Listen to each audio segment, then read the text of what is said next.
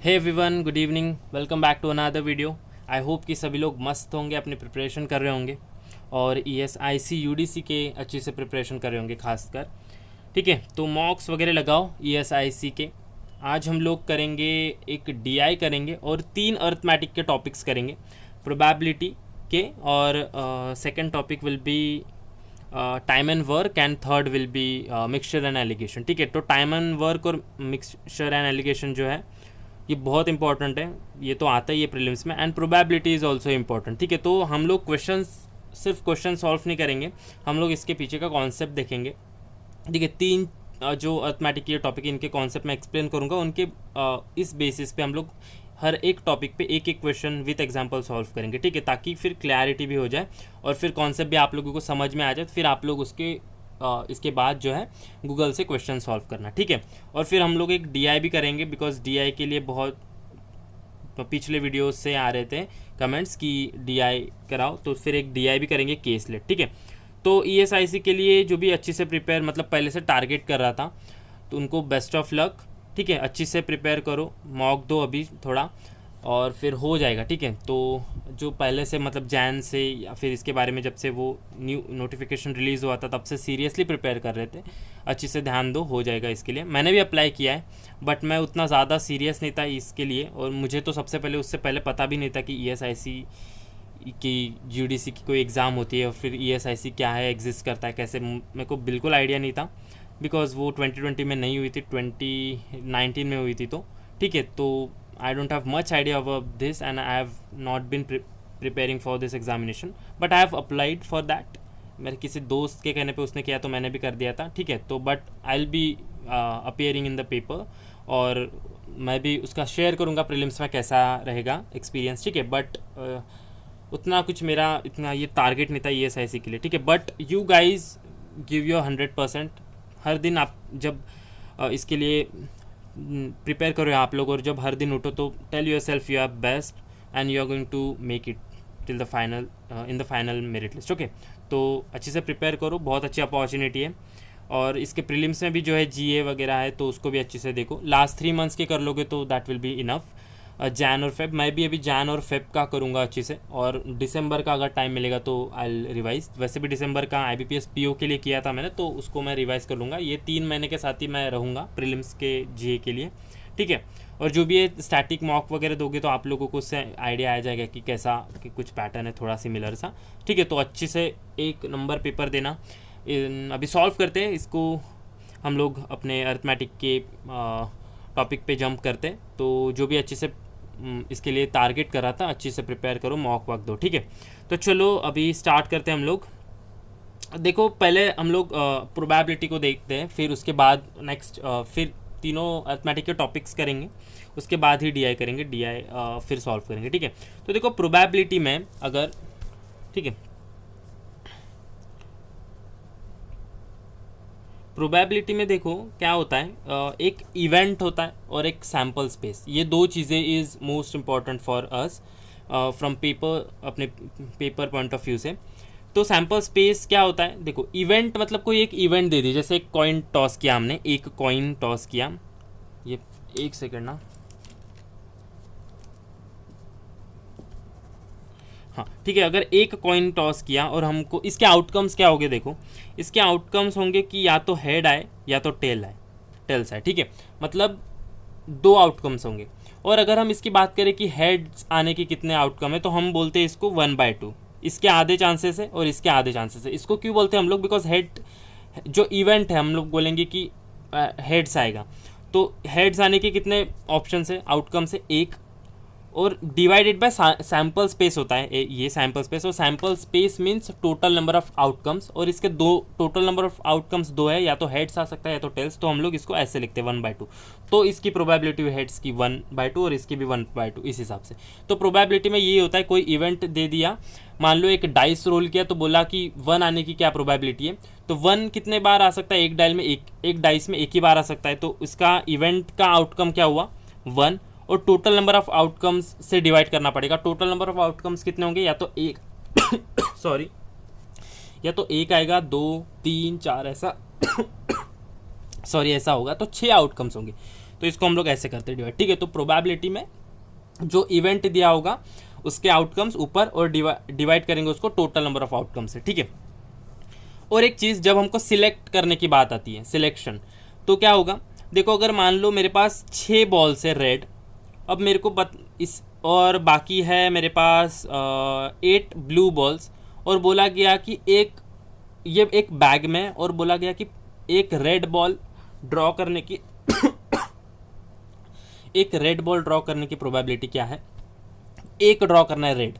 तो इसका जो भी होगा, देखो ये प्रोबेबिलिटी होती है ऐसी, मतलब अभी एक रेड बॉल ड्रॉ करना है तो इवेंट क्या होगा, एक रेड बॉल ड्रॉ करना, ये एक इवेंट है। तो प्रोबेबिलिटी क्या होगा, इसका इवेंट जो भी है अपॉन सैम्पल स्पेस, ठीक है। इवेंट का जितने भी आउटकम्स है, इवेंट के outcome divided by sample space. तो एक रेड बॉल ड्रॉ करना है 6 में से एक, तो क्या होगा 6C1, बिकॉज एक ड्रॉ कर रहे हैं, ये टोटल 6C1 मतलब 6 में से एक ड्रॉ कर रहे हैं हम लोग रेड।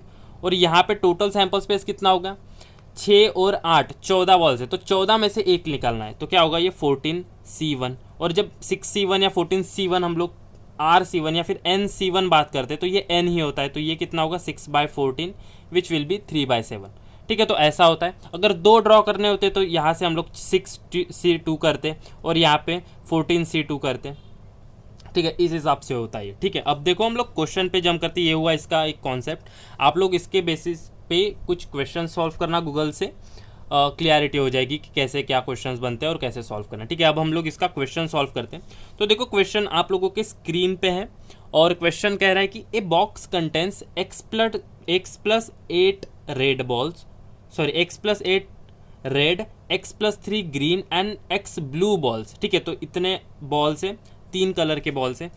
अब बोला गया है कि if probability of drawing a red ball from the bag is 0.5, then the probability of drawing a green ball is, ठीक है। तो ग्रीन बॉल की प्रोबेबिलिटी फाइंड करना है। तो हमको अगर पता चले कि कितने ग्रीन बॉल्स है और फिर कितने टोटल नंबर ऑफ बॉल्स है, तो इससे ये सॉल्व हो सकता है। तो सबसे पहले प्राइमरी फोकस होना चाहिए हमारा कि x की वैल्यू फाइंड करें। अगर x की वैल्यू फाइंड करोगे आप लोग तो ये क्वेश्चन सॉल्व हो जाएगा। अब देखो x की वैल्यू फाइंड करने के लिए बोला है कि if probability of drawing a red ball is from the ball is 0.5, मतलब 1/2। 1/2 प्रोबेबिलिटी क्या है, 1/2। अब ये 1/2 किसकी प्रोबेबिलिटी है, बोला है कि एक रेड बॉल ड्रॉ करना है। अब टोटल रेड कितने हैं, x+8, ठीक है। अब x+8 में से एक ड्रॉ करना है तो क्या होगा, x+8C1 होगा, ठीक है। और ये x+8C1 will be equal to x+8 itself. अब बोला है, ठीक है, तो ये इसको बाद में करेंगे, मैं डायरेक्टली सॉल्व नहीं कर रहा हूँ, मैं एक स्टेप बाय स्टेप सॉल्व करेंगे। और बोला है कि इनमें से एक रेड बॉल सॉल्व करना है टोटल में से। अब टोटल कितना है, देखो x+8 plus x+3 plus x, तो इसको ऐड करेंगे तो 3x+11 होगा। तो ये क्या होगा, 3x+11C1, तो ये क्या होगा x+8 अपॉन 3x+1। तो ये जो है वो दोनों इक्वल है, तो इसको क्रॉस मल्टीप्लाई करो, कितना होगा 3x+1 will be equal to 2x+16, और इसको x को इधर लेके आओ तो होगा x = 5, ठीक है। तो x की वैल्यू आ गई हमारे पास। अब बोला गया है कि then find the probability of drawing a green ball. अब ग्रीन बॉल फाइंड करना है, तो देखो सबसे पहले तो R, ग्रीन और ब्लू, इनकी वैल्यू लिख देता हूँ मैं। R कितना था, रेड, x+8, तो x की वैल्यू 5 है तो ये 13 हो जाएगा। ग्रीन वॉज x+3, तो ये कितना होगा, 8 होगा, x जो 5 है। और ब्लू था x मतलब 5, तो हमारी प्रोबेबिलिटी क्या होगी, find the probability of drawing a green ball. So P will be equals to, एक ग्रीन बॉल ड्रॉ करना है, तो ग्रीन कितने 8, तो 8C1 मतलब 8 ही होगा। और टोटल कितने हैं, देखो 26, तो 26 में से एक ड्रॉ करना है, तो 26C1 विल बी 26 इटसेल्फ। तो इसको 2 से कट करेंगे तो कितना होगा, 4/13, ठीक है। So this will be the answer. I hope कि ये आप लोगों को क्लियर हो चुका हो। आप लोग इसके बाद गूगल से सॉल्व कर लेना, ठीक है, क्वेश्चंस। अब जंप करते हैं हमारे नेक्स्ट टॉपिक पे, वो है टाइम एंड वर्क का एक क्वेश्चन। आप लोग अपने स्क्रीन पे देख सकते हो ये क्वेश्चन, या फिर एक काम करते हैं, सबसे पहले मैं इसको चलो क्वेश्चन के थ्रू एक्सप्लेन कर देता हूँ मैं इसको, ठीक है। अब देखो क्वेश्चन, देखो क्वेश्चन में बोला है कि A and B together can complete a piece of work in 45 days. Okay, 45 days में A और B सॉल्व कर रहा कोई वर्क कर रहा है, while B and C together can complete the same work in 35 days. C alone can complete the same work in 63 days. और फिर ए का अलोन टाइम पूछा है 60% के लिए, ठीक है। तो इसको देखो क्या करते हैं हम लोग, जब भी ऐसा टाइम और वर्क का आता है हम लोग क्या करते हैं, देखो एक ये मतलब एक शॉर्ट कन्वेंशनल तरीका नहीं है, एक शॉर्ट ट्रिक ही है। तो आप देखो A plus B together can complete a piece of work, कितना बोला 45, so A plus B 45 days में कंप्लीट करें, ये इनका डेज है, ठीक है। This is not their efficiency, this is total time taken by them to complete the mentioned work. फिर बोला है B plus C can together complete in 35 days, so B plus C कितना कर रहे हैं 35 में कर रहे हैं। उसके बाद सी अलोन कितना कर रहा है 63 में, ठीक है। तो अब इनका एलसीएम, इन तीनों नंबर का एलसीएम यहाँ पे लिख देंगे हम लोग। तो ये देखो एलसीएम लिखने के लिए आप लोग क्या करो, देखो सबसे सिंपल यहाँ पे ये 45 को ब्रेक करो, ये कितना होगा 9 इंटू 5, ये कितना होगा 7 इंटू 5, ये कितना होगा 7 इंटू 9। तो इसको छोटे एकदम स्मॉल प्राइम नंबर्स में आप लोगों को ब्रेक नहीं करना है, एक जनरल तरीका, जैसे इधर दिख रहा था कि 5 का मल्टीपल है, इधर भी 5 का मल्टीपल, इधर 7 का मल्टीपल है 7 इंटू 9, तो ऐसा करना है, ठीक है। तो इसको ब्रेक मत करते बच्चों, 3 इंटू 3 इंटू 5 ऐसा नहीं करना है, ठीक है। अब देखो ये एलसीएम, ये ऐसा नंबर होना चाहिए जो 45 से भी डिवाइड हो, 35 से भी डिवाइड हो और 63 से भी डिवाइड हो। उसके लिए क्या करेंगे हम लोग, देखो यहाँ पे क्या कॉमन है 9 5 है, यहाँ पे 7 5 है, यहाँ पे 7 9 है, मतलब यहाँ पे दोनों में भी 5 है, यहाँ पे 7 और 9 भी है। तो क्या होगा एलसीएम 9 इंटू 5 इंटू 7 अगर मैं लिखूँ, इन जो भी नंबर्स कॉमन है वो मैं यहाँ पे लिख दूँ, तो देखो ये जो है 45 इसको कैंसिल कर पाएगा, 9 इंटू 5 ये कट जाएगा, यहाँ पे 7 आ जाएगा, 7 इंटू 5 भी इसको काट पाएगा, 7 इंटू 9 भी इसको काट पाएगा, तो ये एलसीएम हो जाएगा, ठीक है। अब देखो आप यहाँ पे अगर जब ये एलसीएम लिखने के बाद स्टेप क्या होती है, यहाँ पे एफिशिएंसी होती है, ठीक है। यहाँ पे ये जो आएगा हमारा, यहाँ पे this will be there efficiencies. तो हम लोग 45 से इसको जो है हम लोग 45 से डिवाइड करेंगे तो क्या आएगा, यहाँ पे 7 आएगा, यहाँ पे 7 5 से डिवाइड करेंगे तो यहाँ पे 9 आएगा, और यहाँ पे 7 और 9 से डिवाइड करेंगे तो यहाँ पे 5 आएगा। ये एफिशिएंसी है, मतलब ये एक दिन में इतना काम कर रहे हैं, ठीक है। अब देखो एक दिन में इतना काम हो रहा है इनका, तो यहाँ पे सिर्फ सी का काम आया एक दिन में 5, और यहाँ पे बी प्लस सी का काम है ये 9। तो जब सी का 5 है तो बी का काम कितना होगा 4 होगा, ठीक है। बी का 4 होगा और फिर सी का 5 होगा, तब जाके प्लस होके 9 होगा। तो बी का काम है 4, अब बी का काम 4 है, और यहाँ पे देखो 7 किसका काम है एक दिन का, ए प्लस बी का। और जब A plus B is equals to 7 तो ए की वैल्यू 3 होगी बिकॉज बी की वैल्यू 4 है, ठीक है। ए प्लस बी का एफिशिएंसी 7 है और बी की हमने यहाँ से निकाली 4 है, तो ए तो ऑब्वियसली 3 होगा, ठीक है। ए 3 होगा, ये 4 है, ये 5 है, तो ये हाँ 3 होगा। तो ए की एफिशिएंसी एक दिन की आ गई 3। अब ए एक दिन में 3 काम, मतलब एक दिन में 3 यूनिट काम कर रहा है, और टोटल वर्क ये है, ये जो एलसीएम आता है ना ये टोटल वर्क होता है। अब जब टोटल वर्क इतना है, ये एक दिन में 3 काम कर रहा है, तो ये पूरा काम करने के लिए कितना लेगा 9 इंटू 5 इंटू 7 टोटल वर्क है, और एक दिन का वर्क डिवाइड कर दो 3, तो ये कितना होगा 3 इंटू 5 इंटू 7 हो जाएगा, ये 3 से कैंसिल हो जाएगा। तो ये ए जो है टोटल इतना दिन लेगा काम फिनिश करने के लिए।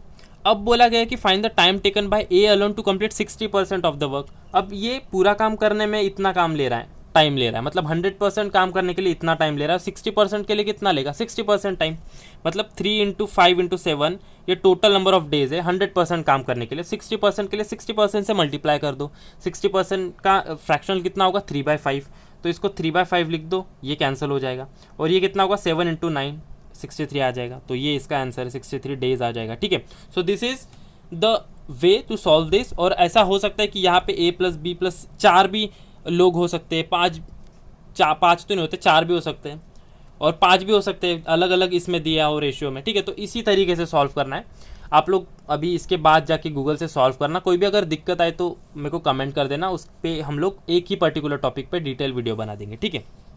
अब हम लोग सॉल्व करते हैं, 2 टॉपिक हुए ना, ठीक है। अब देखो मिक्सचर एंड एलिगेशन सॉल्व करते हैं हम लोग।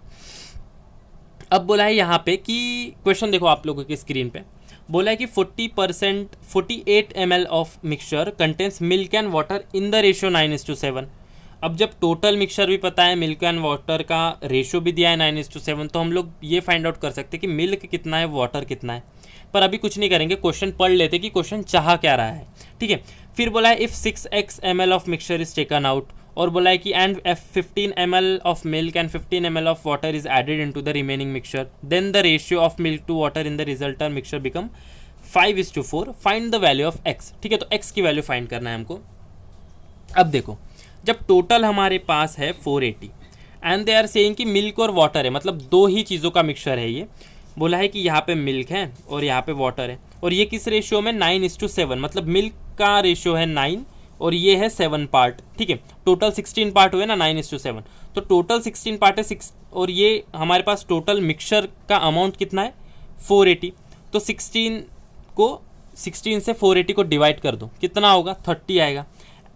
देखो मैं बताता हूँ, ये 9 अल्फ़ा है और ये जो है वो 7 अल्फ़ा है, और ये इन दोनों का जो भी प्लस होगा वो 480 होगा, विच मीन्स कि 16 alpha will be equals to 480।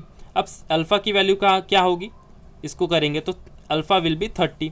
तो अल्फ़ा 30 है तो मिल्क भी फाइंड कर सकते हैं हम लोग, वाटर भी फाइंड कर सकते हैं। तो इसको मल्टीप्लाई कर दो, कितना होगा, देखो ये होगा 210 और ये होगा 270। ठीक है, तो मिल्क और वाटर हमारे पास आ गया। इसको आप लोग डायरेक्टली भी टोटल प्लस करके 16 से डिवाइड कर सकते हैं, और जो भी आपका कॉमन मल्टीपल आया जो 30 आया था, इसको सीधा मल्टीप्लाई करके भी आ सकता है, बट मैं इसको एक डिटेल वे में एक्सप्लेन कर रहा हूँ, तो I will go with step by step procedure. Okay, अब देखो क्या बोला है, 16x ml of mixture is taken out. ठीक है, 16x ml आउट कर रहा है, मतलब बाहर निकाल रहा है, और देखो 16x आउट निकाल रहा है ना, तो इनका रेशियो भी उसी इनका रेशियो क्या था मिल्क और वाटर का, 9:7। 9:7 है, टोटल कितना होगा 16, ये देखो 9:7 16, और 16x ही आउट कर रहा है, मतलब मिल्क जो है वो आउट करेगा -9x, और जो भी वाटर है वो आउट करेगा -7x। देखो ये टोटल हो रहा है 16x। ठीक है, अब देखो यहाँ पे जब ये 9x है और ये 7x है, ये इसने माइनस कर दिया, मतलब mixture is taken out 16x। अब उसके बाद क्या बोला है कि of mixture is taken out and 15 ml of milk and 15 ml of water is added into the remaining mixture. अब ये रिमेनिंग मिक्सचर हो गया निकालने के बाद का, ये कंडीशन है। अब इसमें 15 ml मिल्क भी ऐड किया है, मतलब यहाँ पे 15 ml, और यहाँ पे भी 15 ml वाटर ऐड किया है। इसके बाद इनका रेशियो 5:4 आया है। ठीक है, इसके बाद आया है। तो अब देखो इसको ऐड करेंगे हम लोग, ये कितना होगा 270 plus 15 will be 285, 285 minus 9x, और ये कितना होगा वाटर 225 माइनस 7x, इनका रेशियो होगा 5:4 अकॉर्डिंग टू क्वेश्चन। अब देखो इसको सॉल्व कर लोगे आप लोग, क्रॉस मल्टीप्लाई कर लोगे, या आप लोग घर पे करना। ठीक है, तो ये आ जाएगा आंसर, बट यहाँ पे आंसर लाना इज नॉट इम्पोर्टेंट, कितना जल्दी आंसर आएगा ये इंपॉर्टेंट है। अब देखो कंपोनेंडो एंड डिविडेंडो हमने एक पढ़ा था रूल 10th में। ठीक है, इसमें क्या होता है कंपोनेंडो एंड डिविडेंडो में, ये अगर A/B रेशियो इज 5:4 या फिर 7:6 पकड़ लो, तो डिविडेंडो में क्या होता है कि ये, हाँ डिविडेंडो, ये शायद मेरे को नाम अभी उतना नहीं पता, but one of which the rule which I am telling, ये रूल एग्जिस्ट करता है, बट इस रूल का पर्टिकुलरली कंपोनेंट, इसको डिविडेंडो ही करते हैं शायद, आप लोग गूगल पे चेक कर लेना। इसमें क्या होता है डिविडेंडो में, अगर A माइनस इसका रेशियो ये क्या होगा, A minus B/B will be equals to 7 minus 6/6, ये होगा। ठीक है, ये डिविडेंडो है। कंपोनेंडो में क्या होगा, A plus B/B is equals to 7 plus 6/6, ये होगा। ठीक है, तो इधर भी हम लोग सेम रेशियो अप्लाई करेंगे, तो इधर ठीक है, this is dividendo I guess, हाँ डिविडेंडो ही बोलते हैं, और इसको बोलते हैं कंपोनेंडो। ठीक है, आप लोग एक बार गूगल करके पढ़ लेना इन रूल्स के बारे में। अब इधर भी सेम ही रेशियो करेंगे हम लोग। देखो ये मैं इसलिए कर रहा हूँ बिकॉज यहाँ से कैलकुलेशन, इसको 4 से मल्टीप्लाई करो, इससे 4 से, थोड़ा सा एक्टिव हो जाएगा, तो ये रूल अप्लाई करेंगे तो थोड़ा ईजी हो जाएगा। देखो कैसे, लेफ्ट हैंड साइड में अप्लाई करेंगे तो न्यूमरेटर से डिनोमिनेटर माइनस करेंगे हम लोग, बिकॉज ये बड़ा है यहाँ पे, तो ठीक है माइनस कर लेंगे हम लोग। अगर ये छोटा भी होता तो भी माइनस करते, माइनस का साइन से मल्टीप्लाई कर देंगे। ठीक है, बड़ा एंड छोटा डजंट मैटर, हम लोगों को बस इसको रिड्यूस करना है न्यूमरेटर को। तो जब करेंगे तो देखो यहाँ से ये वाले नंबर से ये कांस्टेंट से ये 225 माइनस करोगे, ये रूल अप्लाई करना है अपने को। तो क्या होगा 285 माइनस 225 विल बी 60, और minus 9x minus -7x will be -2। ठीक है, दिस विल बी -2, और डिनोमिनेटर एज इट इज रहेगा। और इसमें क्या होगा 5 - 4/4। और एक रूल होता है आप लोगों को वो पढ़ना है, कंपोनेंडो, ये एक डिविडेंडो है, ये कंपोनेंडो है, and again one more rule is there, it is called componendo and dividendo. तो वो आप लोगों को खुद से करना है कि वो क्या होता है। ठीक है, वो आप लोग खुद से पढ़ लेना। अब देखो यहाँ पे मल्टीप्लाई करेंगे हम लोग, क्रॉस मल्टीप्लाई, तो क्या होगा यहाँ पे 240 minus 8x will be equals to, ये 1 हो जाएगा। ठीक है, दिस विल बी 1/4, और ये 1 से मल्टीप्लाई करेंगे तो एज इट इज ही होगा -7x, तो ये कांस्टेंट इधर लाओ तो यहाँ पे 15 होगा, 8 उधर जाएगा तो x, तो x की वैल्यू देखो आ गई हमारी 50। तो इस तरीके से सॉल्व करना जल्दी हो जाएगा। आप लोग कन्वेंशनली इसको मल्टीप्लाई करते ये भी होता, बट ये इसको मल्टीप्लाई करो 4 से। चलो यहाँ पे तो ये 5 का मल्टीपल है तो ये हो जाएगा, यहाँ पे 4 से मल्टीप्लाई कर दोगे आप, 200 से करो तो ये 800 हो जाएगा, और 85 इंटू 4 करोगे तो 340, ठीक है, विच विल गिव यू 1140, ठीक है, 1140 दे देगा। आप लोग यहाँ पे कर सकते हो, बट कई बार नंबर ऐसा आता है कि आप उसको मल्टीप्लाई करोगे तो थोड़ी दिक्कत आती है। और यहाँ पे भी ऐसा ज़रूरी नहीं कि 4 हो, ये रेशो कई बार 11:9, 11:7, 17:11 ऐसा कुछ भी हो सकता है, ठीक है। तो ये रूल अप्लाई करने से ये दोनों लेफ्ट हैंड साइड और राइट हैंड साइड दोनों रिड्यूस हो जाएंगे, तो छोटे वाले नंबर से मल्टीप्लाई करना आसान हो जाएगा, इसलिए मैंने बताया। बाकी आप लोग कन्वेंशनल तरीके से कर सकते हो। बहुत सारे कमेंट्स भी मैंने जो लास्ट वीडियो में पजल के लिए बताया था, तो बहुत लोगों ने ये भी बोला था कि थ्रेड मेथड थोड़ा सा ज़्यादा टाइम लेता है, ठीक है, बट वंस आप लोग एक बार उससे यूज हो जाओ तो that will not take much time, ठीक है। अब प्रोसीड करते हैं, अब DI पे प्रोसीड करते हैं, केसलेट। देखो ये DI जो आप लोगों की स्क्रीन पे है, बोला है कि number of males in company A is 20% more than number of females, ठीक है। तो कंपनी A है, पूरा DI पढ़ना नहीं, एक बार स्कीम कर लो कि कितने कंपनीज है। देखो A दिख रहा है, B दिख रहा है, C भी दिख रहा है, नीचे नीचे देखेंगे तो D भी दिख रहा है, ठीक है। तो 4 कंपनीज है, हमको पता है, और मेल्स और फीमेल्स का रेशो है, ये भी पता चल रहा है। तो लिख देंगे A, यहाँ पे B, यहाँ पे C और यहाँ पे D, ठीक है। अब देखो यहाँ पे हम लोग मेल का लिख देंगे और यहाँ पे फीमेल का। अब देखो बोला है कि number of males in company A is 20% more than females. अगर मैं 20% का फ्रैक्शन कितना है, 1/5। अगर मैं फीमेल्स को 5x मान लूँ, मेल्स 20% मोर है, मतलब 1/5 मोर है, 5th का 5x का 1/5 विल बी x, और इसका x 5x प्लस x मतलब 5x का 1/5 मोर है, तो which will be equal to 5x plus x will be equal to 6x, मतलब ये 6x होगा। देखो 6x is 20% more than 5x, ठीक है। तो ये फ्रैक्शनल में। और इसके बाद क्या बोला है कि number of males in company A is 20% more than females, ये हो गया। फिर बोला है the ratio of total number of employees in company A and B is 11:5। अगर ये 11 है तो ये 11:15। तो देखो इन दोनों का सम भी 11 आ रहा है, 11x, तो ये 15x हो जाएगा। फिर बोला है कि respectively while the ratio of फिर बोला है कि while the ratio of number of males to females in company B is 11:9, मतलब इनका मेल्स और फीमेल्स का रेशियो 11:9 है, तो टोटल कितना होगा 20, बट यहाँ पे हमारे पास 15x है, तो 20 इसको क्यों ना हम ऐसे एक नंबर में कन्वर्ट करें जो 20 से डिवाइड हो। तो देखो इसको इंटू 4 करेंगे तो 60 आएगा, विच इज़ डिविजिबल बाय 20। तो इसको 4 से मल्टीप्लाई कर दो तो ये 60x लिख दो। इसको भी 4 से करना पड़ेगा बिकॉज ये 11:15 का रेशियो था, तो ये 4 होगा तो 44x। और जब यहाँ पे 4 से मल्टीप्लाई करेंगे तो इस इंडिविजुअल रेशियो को भी 4 से मल्टीप्लाई करने पड़ेगा, तो ये 20x हो जाएगा, इसको काट देते और ये 24x हो जाएगा, ठीक है। सिंप्लिसिटी के लिए किया। और फिर बोला था कि B में मेल्स और फीमेल्स का 11:9 है, तो 11:9 20 को इससे डिवाइड करेंगे तो 3 आएगा, मतलब जो है कि देखो कहाँ पे 4th या 5th लाइन थे, 5th लाइन में बोला है कि इज़ 11:9, ठीक है। 11:9 है और कॉमन मल्टीपल हमारा 3 आया, तो 11 इंटू 3 विल बी 33x और 9 इंटू 3 विल बी 27x। तो ये इनके मेल्स और फीमेल्स का भी रेशियो है। फिर बोला कि average number of employees in company B and C is 1740, मतलब B और ये जो है ये बोला है कि 1740, दो का नंबर का एवरेज, मतलब दोनों का सम कितना होगा, इंटू 2 करो, which will be equals to 3480, ठीक है, 3480, ये हो गया। उसके बाद बोला number of females in company B is 75.6% of number of males in company C, तो इसका कोई आइडिया नहीं तो इसको अभी नहीं लिखेंगे। फिर बोला number of females in company D is 40% more then C का नहीं है तो D का कैलकुलेट कर ही नहीं सकते। फिर बोला है कि and total number of employees in company D is 1600, इसको लिख लो, ये टोटल जो है यहाँ पे टोटल, ठीक है, टोटल जो है वो 1600 है D में। और यहाँ पे और एक चीज़ बोली है which is 368 more than company A, मतलब कंपनी A के टोटल जितने भी है उसमें 368 ऐड करेंगे तो ये आएगा, तो इसमें से 368 सब्सट्रैक्ट करेंगे तो कंपनी A के टोटल आएंगे, तो इसमें से 368 सब्सट्रैक्ट करो आप लोग यहाँ पे।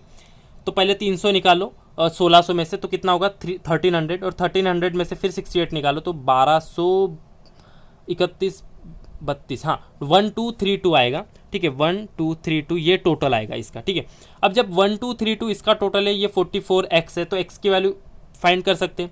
इसको 44 से डिवाइड कर लो, 1 2 3 2 44 मतलब 11 इंटू 4, 11 से करेंगे तो कितना होगा, ये 1 1 और 2, और 1 1 2 से को इससे डिवाइड करोगे तो ये 28 आ जाएगा, ठीक है। तो x की वैल्यू 28 आ जाएगी, x की वैल्यू 28 है तो ये कितना होगा, 20 into x will be equals to 560, ठीक है। और 24 इंटू 28 करना है, या फिर आप ऐसा भी कर सकते हो, इनिशियली बोला था कि मेल्स जो है इससे 20% मोर है, इसका 20% मोर मतलब 56 का 560 का 20% 112 होगा, इसमें 112 ऐड करेंगे, पहले 12 ऐड कर दो तो 572 होगा, और फिर 100 ऐड करो तो 572 प्लस 100 विल बी 672, तो ये 672 हो जाएगा, ठीक है। इसके बाद यहाँ पे भी x की वैल्यू से मल्टीप्लाई कर दो, तो यहाँ पे x 27 इंटू 28 कैसे करोगे, देखो 27 को हम लोग 28 माइनस 1 लिख सकते हैं, इंटू 28 करोगे तो ये हो जाएगा 28 स्क्वायर माइनस 28, तो 784 माइनस 28 हो जाएगा ये। इसमें से पहले 20 घटा दो तो 764 हो जाएगा, फिर 764 में से 8 घटा दो तो 756 हो जाएगा, ठीक है। तो ये 756, 33 इंटू 28 करना है तो 33 को भी ब्रेक करो, 30 प्लस 3 इंटू 28, तो ये 28 इंटू 30 कितना होगा, 840, और 28 इंटू 3 में भी प्लस करना है 84, तो ये होगा 4, ये 2 1 और 9 होगा ना, हाँ, तो ये होगा 924, ठीक है, ये 924 हो गया, यहाँ तक हो गया। अब हम लोग सी की जो कंडीशन है वो फाइंड आउट करते हैं। देखो सी की कंडीशंस क्या थी कि यहाँ पे देखो 7th या 6th लाइन है, बोला है कि number of females in company B, number of females मतलब ये in company B is 75.6% of number of males in company C. अभी इसका 75.6 ये है, ठीक है। इसको अगर मैं अल्फ़ा मान लूँ तो अल्फ़ा इंटू 75.6% मतलब इंटू 100 इज इक्वल टू 756, ये बोलना चाह रहा है। थोड़ा सा इधर स्पेस का कमी है बट आप लोग समझ सकते हो, यहाँ पे देखो, हाँ, तो ये कितना 10 से डिवाइड हो जाएगा, और 10 इंटू 100 विल बी 1000, तो ये 1000 हो जाएगा। इसके बाद क्या बोला गया था कि नंबर ऑफ फिर बोला गया था, हाँ देखो, number of females in company D, number of females in company D था क्या, हाँ देखो यहाँ पे देखो ये टोटल था ना, टोटल देखे था, तो ये चारों का टोटल ये है, तो इन चारों को ऐड करो, तीनों को ऐड करो, पहले 924 प्लस 756 करोगे तो पहले 900 प्लस 700 करो तो 1600 आएगा, और 1600 प्लस 24 प्लस 56 करोगे तो कितना होगा 80, मतलब ये 1680 होगा, ठीक है। तो ये 1680 है ये तीनों का, तो ये कितना होगा, इस टोटल में से ये घटा दो, 80 में से 80 घट जाएगा, और उसके बाद 3400 में से 1600 ऐड करोगे आप लोग तो कितना होगा वो 8 कुछ, यहाँ पे 1000 था, 1000 भी ऐड करना है विच विल बी 26, राइट। ये होगा 1680 प्लस 1000 ऐड करना है, ठीक है, सॉरी फॉर दैट, 16 भी ऐड करना है तो 2680, तो यहाँ पे ये माइनस करोगे आप कितना होगा, 80 से 80 कट जाएगा यहाँ पे, और 3400 में से 2600 ऐड करोगे तो 800 आएगा, ठीक है। तो ये 800 हो जाएगा। इसके बाद देखो क्या बोला है, number of females in company D is 40% more than that in company C, मतलब यहाँ पे जितने भी हाँ, number of females in company D, मतलब ये जो फीमेल्स है ये पोर्शन है, ये इसका 40% मोर है, इसका 40% कितना होगा, 800 का 40% विल बी 40 इंटू 8 करना पड़ेगा, बिकॉज 100 से ये 2 0 कैंसिल हो जाएगी, तो विच विल बी 320, तो इसमें 320 ऐड करोगे तो ये 1120 आ जाएगा, ठीक है। अब जब ये 1120 है और टोटल 1600 है तो कितना होगा, ये 480 हो जाएगा, ठीक है। तो ये 400 हो जाएगा। तो ये पूरा हमने डेटा कैलकुलेट किया है, इसके बेसिस पे कुछ क्वेश्चंस थे, मैं 2 क्वेश्चन बता देता हूँ, आप लोग सॉल्व करना। फर्स्ट क्वेश्चन है number of males in company B, तो ये देखो ये इतना है। सेकंड क्वेश्चन क्या है कि रेशियो, हाँ ये आप लोग खुद से सॉल्व करना, देखो है कि ratio of number of females in company A and C, ये फाइंड करना, ये खुद से सॉल्व करना। तो ठीक है, चलो मिलते हैं नेक्स्ट वीडियो में, ज़्यादा लंबा नहीं करते, चलो मिलते हैं नेक्स्ट वीडियो में ESI के रिव्यू में, बाय, चलो।